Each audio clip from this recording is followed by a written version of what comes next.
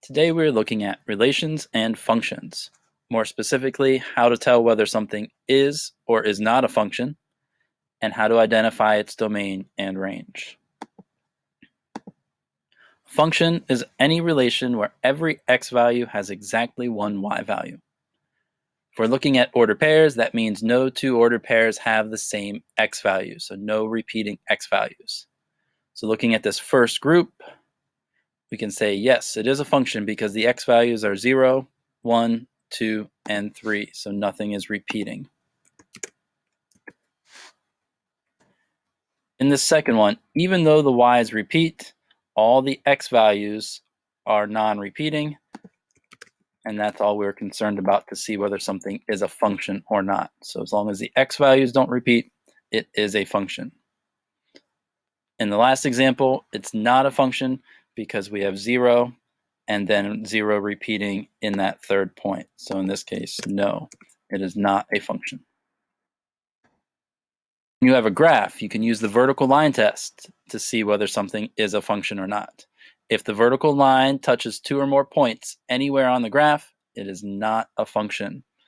That's because if 2 points are touching, that means they have the same x value if it's a vertical line. So I picture it as kind of a scanner.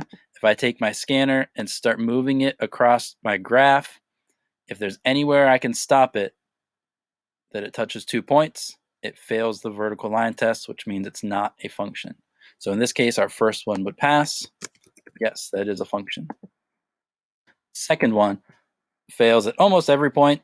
Just pick a point to stop. It's touching 2 points, which would mean those 2 points have the same x value.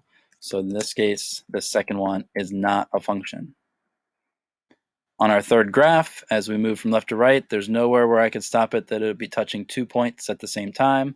So that passes. So yes, this one is also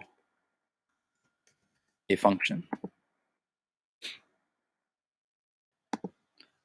Then the set domain is the set of all of our input values. So that would be all of our x values. X's are what we plug in. The range is all the set of our output values. So all of our y values, what we get out of our equation.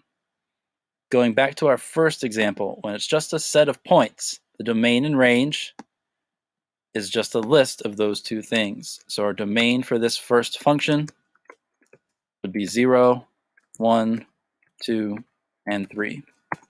Our range would be 4, 7, 15, and 21. So it's just a list of all of our inputs and a list of all of our outputs. If there's anything repeating, you don't have to list it twice. As in the second example, our range would only be 4. You don't have to list out 4 times. For a graph, it's a little bit harder because we don't have individual points. We have all the points that are also in between them. So we need to list out our domain and range as a set of values. So for this first example, our domain would be where our x values are. So our lowest x value as I look across this first graph starts at 0 and then goes to the right forever. So our x's would be greater than or equal to 0.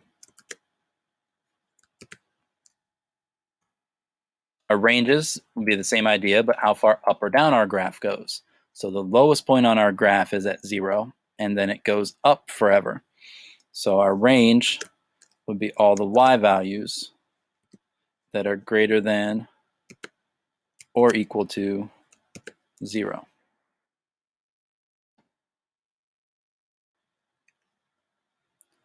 On this bottom example, our graph goes forever to the left and it goes forever to the right.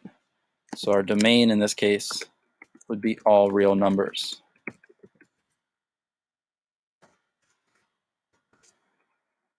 If we look how far our graph goes up and down, our graph goes down forever and it goes up forever. So there's no high point or low point. So our range is also all real numbers. Hopefully this helps as you're working through your examples.